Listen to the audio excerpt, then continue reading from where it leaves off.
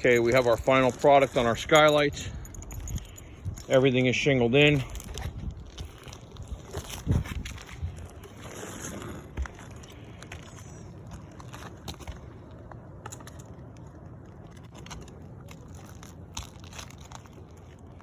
Of course, this short course down here, we had to follow what they did as it goes all the way across, as you can see.